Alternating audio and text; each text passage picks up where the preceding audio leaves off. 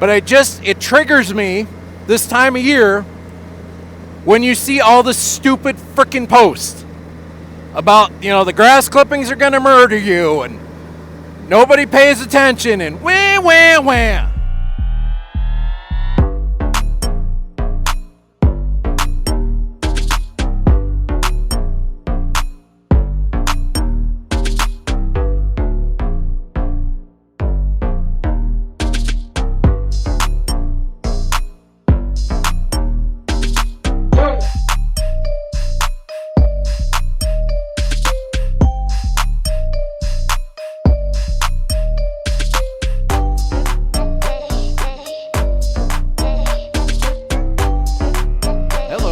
It's Clutch, your neighborhood friendly motovlogger out here at Fort Meade. I had to come up to the VA to do a favor for my wife, and well, now I'm gonna go ride. But I figured, since I was here at Fort Meade, figured I'd take you for a little rundown old Fort Meade. I want to make sure we turn that on. Filming with my Insta360 X2.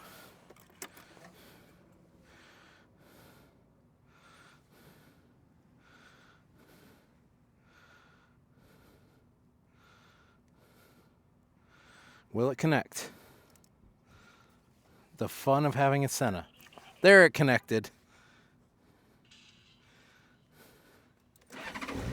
There, it connected. All right. Like I said, I'm going to take you for a little cruise around old Fort Meade. Welcome to old Fort Meade. I've said before, it's a old cavalry post. Although now it's all owned by the VA. National Guard still operates out of here, but it's only a few buildings.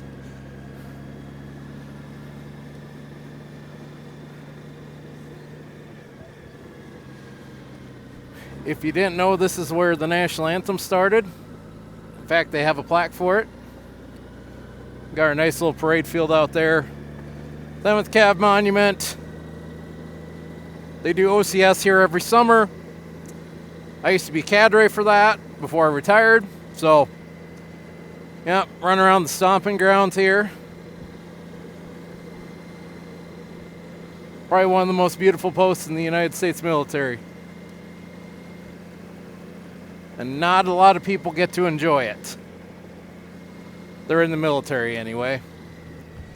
I consider myself blessed in a way that I got to spend the last 11 years of my military career here. So that's pretty cool.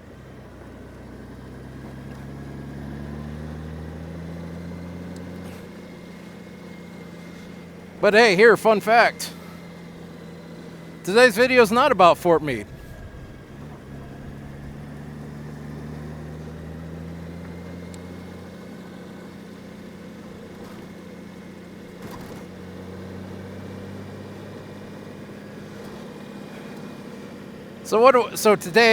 So here's what I got on my mind today. It's that time of year again. And no, not just the start of the riding season. It's also the time of the year when all the posts come out about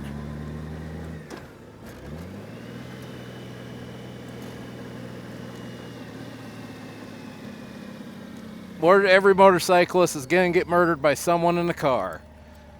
Or grass clippings or whatever. You know, that same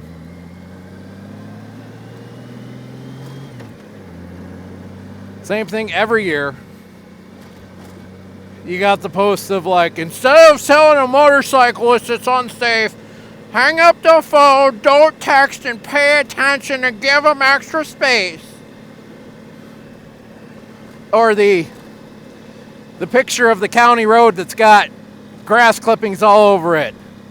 This should be prosecuted as attempted murder.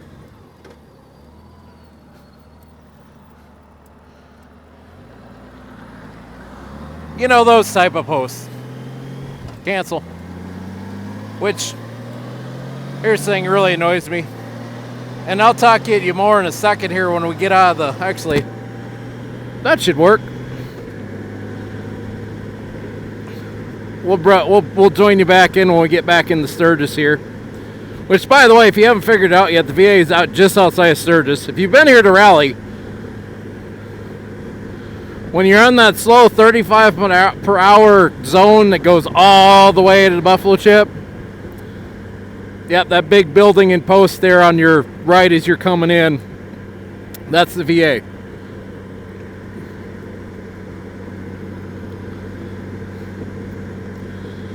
This is where they usually put a traffic light. They always put a traffic light right here.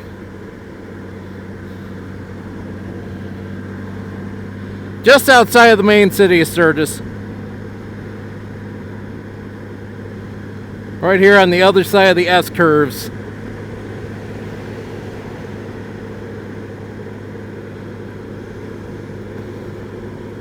This little area up here, this is what the locals call the S-curves. But yeah, I'm going to show you, you know,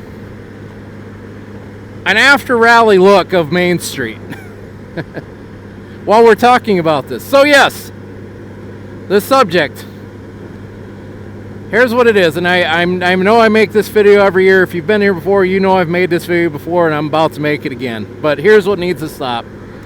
Motorcyclists need to stop being so flippin' entitled. They need to stop being whiny little babies. They need to stop complaining about every stupid thing. Here's what they need to do. They need to get better as riders. Here we are, corner of Main and Middle Street. Here you go. Someone did leave a comment about filming a video after like a big blizzard or something. Definitely gonna have to do that here in a couple years.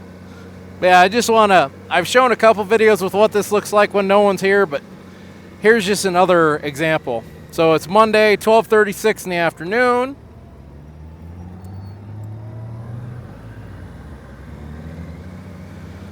Now it's a normal small town area. There's a few cars out. Granted, this place isn't bustle like some places do. Because really most of this business is still really geared towards the rally. But you have your all years like Uncle Louie's, great all year business. Domino's is open all year. I know they're a chain, but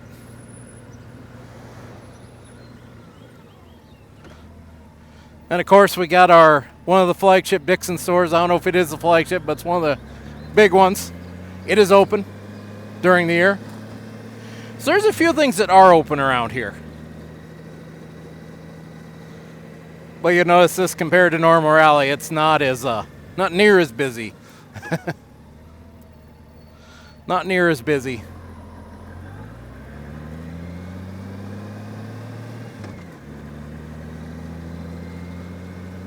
I probably should get back to my discussion. So yeah, we need to stop being entitled. Stop crying about everything everybody else is doing. You know what you should do? Get better as a rider. Work on some skills. Learn how to stop really fast and practice it. Learn how to maneuver. Do some parking lot drills. As MC Ryder says, use a good road strategy so you don't have to rely on those skills and skills alone. You can solve a lot of issues by just using a good strategy. I see way too many videos out there, and actually MC Ryder had one on his blog just a few weeks ago. I'll set the scene for you. Guy in motorcycling a parking lot, throttling up. In the distance, you can see a vehicle. Looks like they're getting ready to pull out. Like, just looks like they're getting ready to go. Two vehicles in front of him. He does pull out. I'm guessing he probably had about from here that corner over. Which, yes, they pull on front. Yeah, that's a little bit like close. But The bothersome part of that was the fact that you could see it coming from a mile away. You could see it coming in the video. Like, yep, I can see exactly what's happening here. One of those moments where I see something like that on the road and I go, yep, that guy's not gonna stop, or they're gonna pull out in front of me. But what does this rider do? Instead of letting off, slowing down, buying himself time, what's he do? Stays on the throttle. Stays on the throttle, gets close to him, gives him a gesture, stops at the stoplight, and yells at him about it.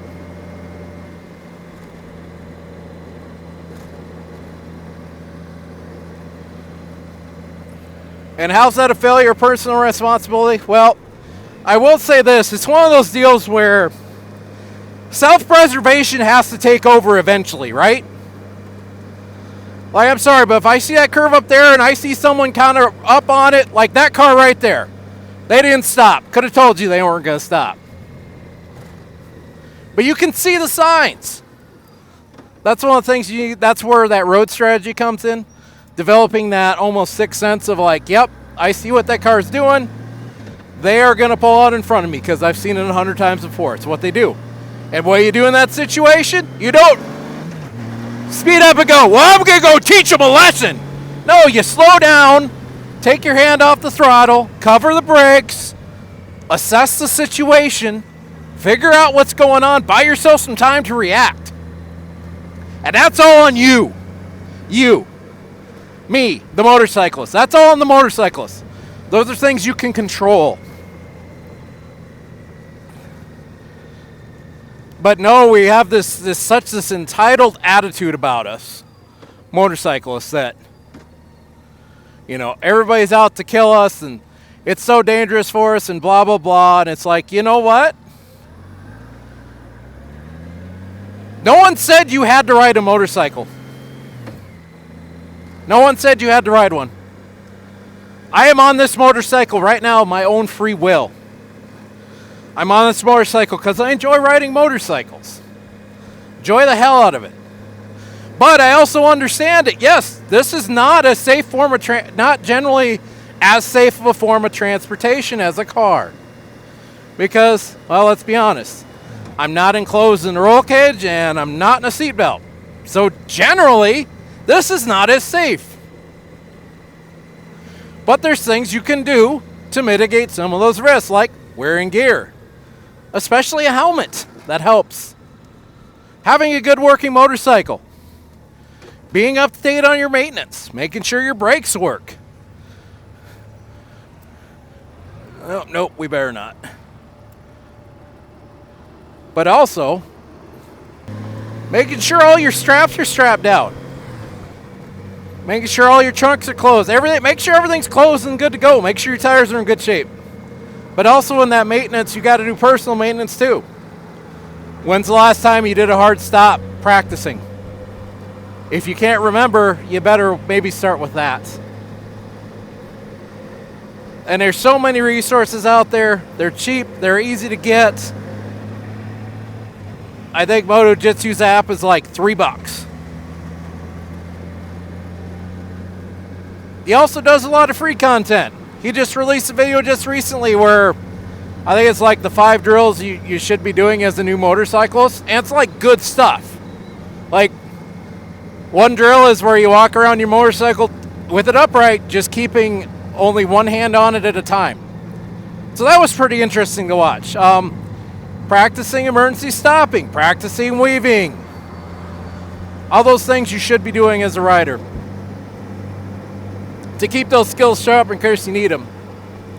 And the other thing you need to develop is obviously reading traffic. See what traffic's going to do. This intersection here, I'm keeping an eye on that van and that pickup.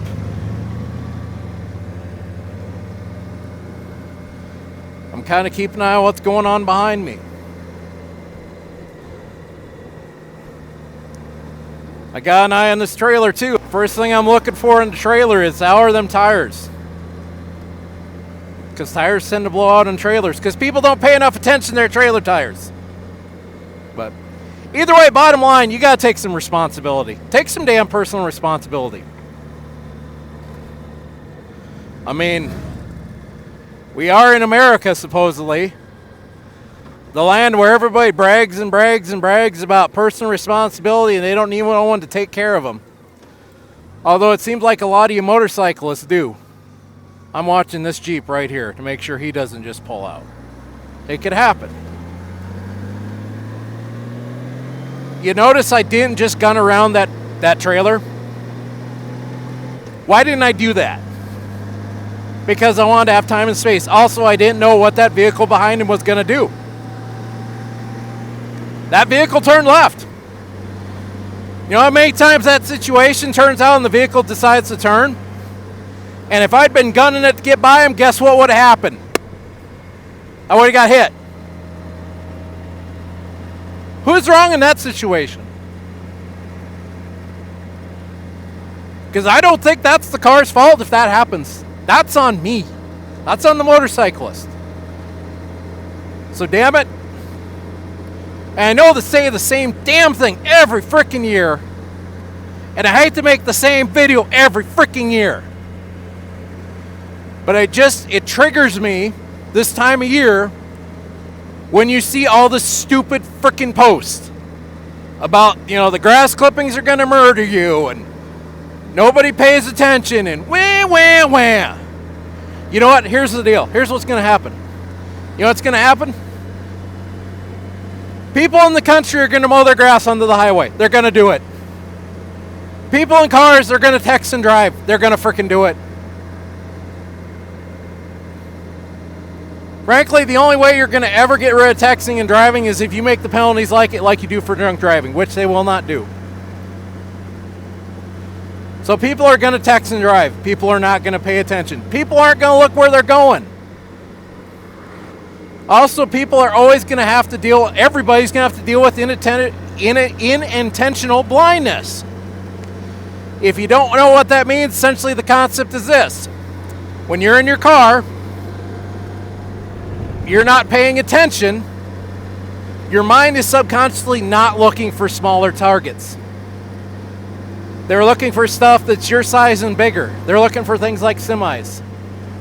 This is a lot smaller than a car. Very easy to miss. It's easy for a bike to blend in their surroundings.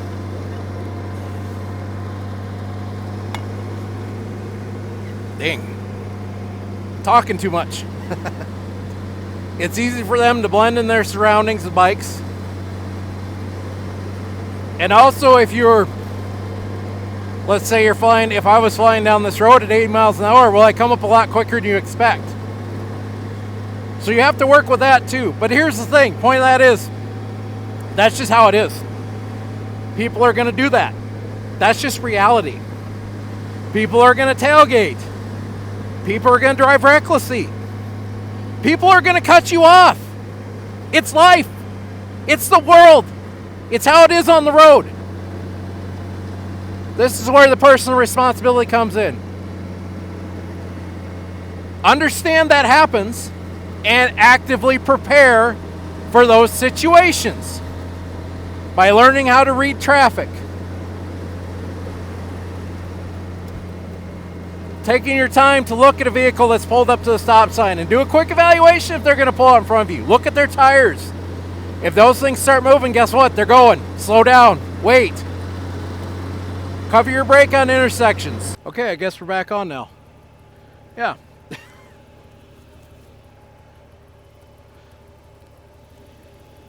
My camera is starting to go on the frizz, I guess. Oh God, that was dumb.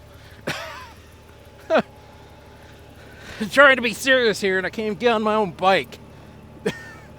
All right. Had an SD card speed issue there apparently. Frickin' thing. All right. Where was I? Yes, for dear God, for God's sakes. Please get some personal responsibility, please. I'm sick of making this video, I really am. But I'm gonna keep making it because nothing changes. Nothing changes. Every year I see 5,000 Facebook posts about the grass clippings coming to kill you, but not one about, you see these grass clippings on the road, what do you do? How do you react?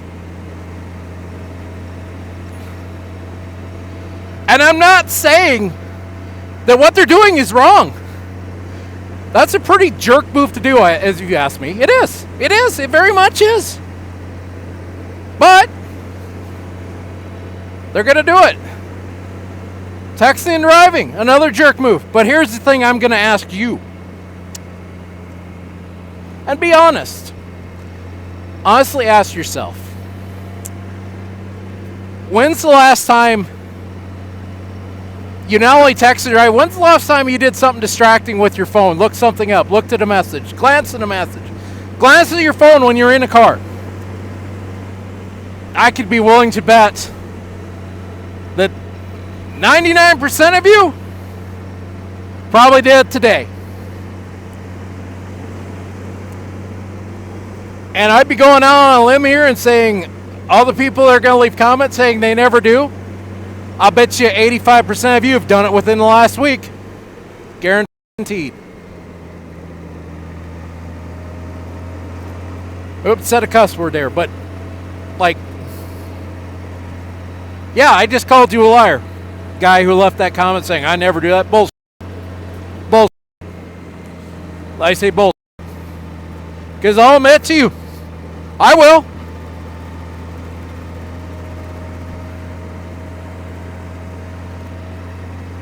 I'll bet you at least once or twice a week.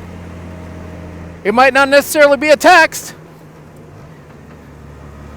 but I might be looking down at my phone to, well, skip a song. If my XM screws up trying to get the right song played. A notification will ring through on my watch. I'll glance at it. That's all distracted driving. That's all the same as texting and driving.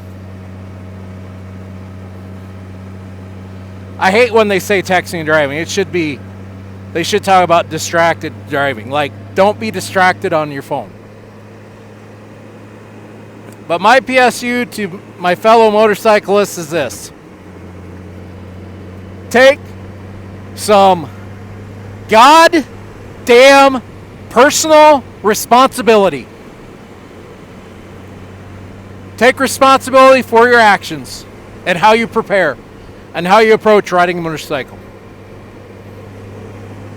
And you'd be surprised how much more enjoyable your motorcycle experience will be when you're not as at the whim of idiots on the road.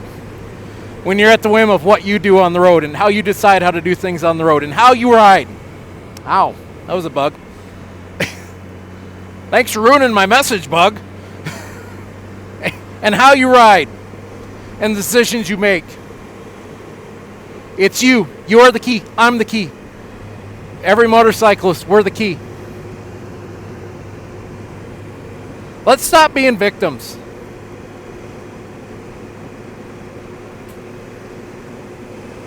Maybe we share that post about the grass clippings. Maybe say, hey, this is a jerk move. But friends, I ask you, how do you respond? Do you see this on the road? Something like that.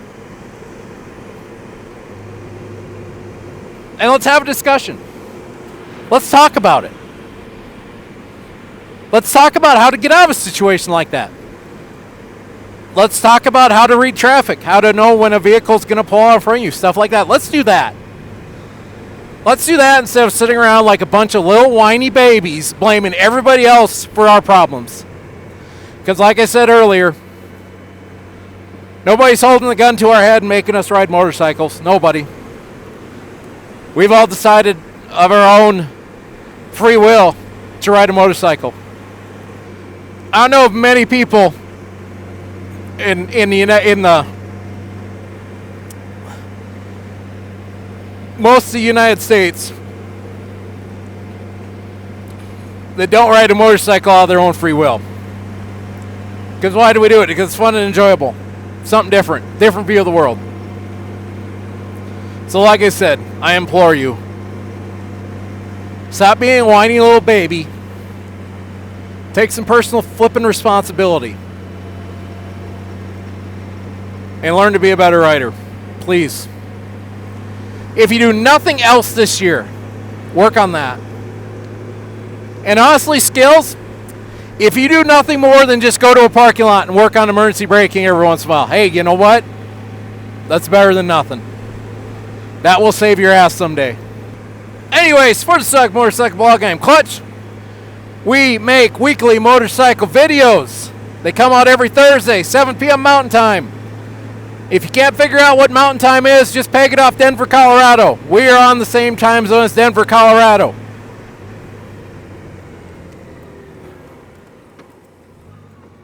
If it's 7 p.m. in Denver, Colorado, guess what? New Sodak motorcycle video has dropped. Blog video has dropped.